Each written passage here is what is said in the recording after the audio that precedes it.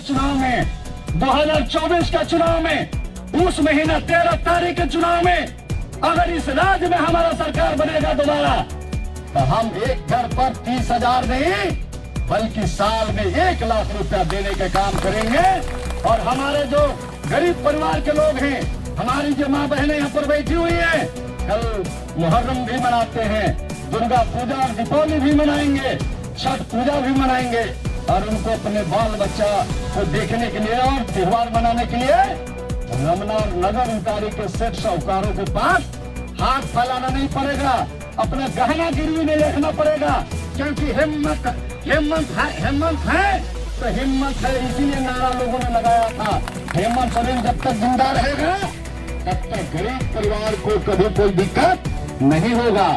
आप चाहते हैं कि बिजली बिल माफी रहे, आप चाहते हैं कि 200 यूनिट बिजली मिलता रहे, आप चाहते हैं कि मैया सामान मिलता रहे, आप चाहते हैं कि अबुआ आवास मिलता रहे, आप चाहते हैं कि सावित्रीबाई फुले के जरिए उन बेटियों को पढ़ने का व्यवस्था होता रहे, आप चाहते हैं कि 10 रुपया में धोती साड़ी मिलता रहे, आप चाहते हैं कि गैस सिलेंडर में सब्सिडी मिलता रहे, आप चाहते हैं कि 5 किलो के बदले 13 किलो अनाज मिलता रहे।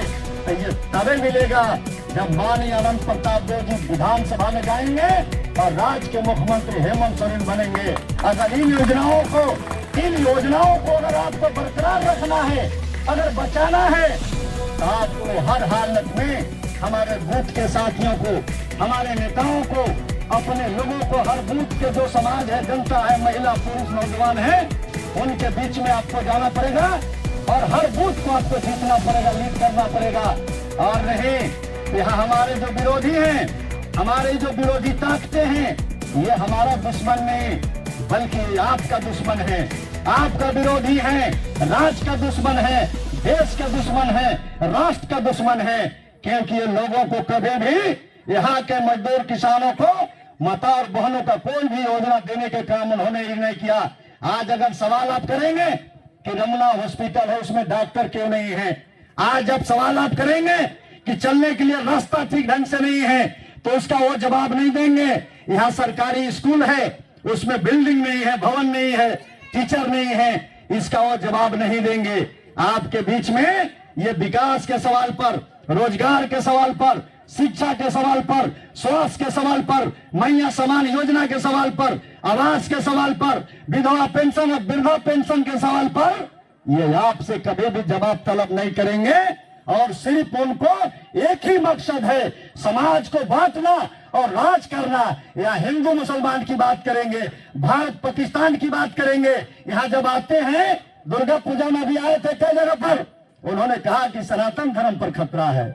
बताइए, आप नेता हैं, यहाँ रोजगार नहीं है, लोग आज पलायन करते हैं, आज गुजरात और हरियाणा जाते हैं और हमारे पढ़े लिखे नौजवानों का वहां से डेड बॉडी आता है। उसके लिए फैक्ट्री नहीं खुलवाते, उसके लिए सीमेंट फैक्ट्री नहीं लगवाते, और जब आते हैं गांव में आप सनातन धर्म की बात करते हैं। मैं पूछना चाहता हूं, आप सनातन धर्म मानने वाले हैं, भगवान को मानने वाले हैं, तो क्या भगवान को इंसान बनाया कि इंसान को भगवान बनाया? भगवान पूरा दुनिया को बचाने वाला है, चलाने वाला है, सृष्टि को रचयिता भगवान है।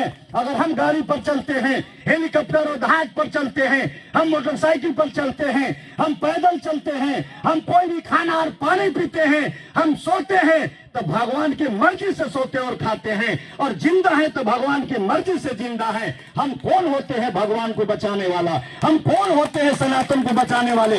मैं उनसे पूछना चाहता हूँ, सनातन लंबी हो, आज तमाम लोगों से मैं कहना चाहता हूँ, सनातन धर्म कोई एक जात का नहीं है, एक सरहद में बांटने की चीज नहीं है, एक गांव में बांटने की चीज नहीं है, एक देश में बांटने की चीज नहीं है, बल्कि पूरे संसार का सनातन धर्म है। इसका कोई दायरा नहीं है, सभी लोगों का है, मेरा भी है, आपका भी है। और कुछ लोग ठेकेदार बने हुए हैं, उनको मुंहतोड़ जवाब आपको देना पड़ेगा कि भाजपा की सरकार नहीं थी तब भी, तुम विधायक नहीं थे तब भी यहां पर सनातन धर्म मनता था। हिंदू भाई मंदिरों में जाते थे, मुस्लिम भाई मस्जिदों में जाया करते थे, वह इबादत करते थे, आप पूजा करते हैं, और सब दिन सब लोग करेगा। इसलिए यहाँ पर विकास की चर्चा नहीं होगी।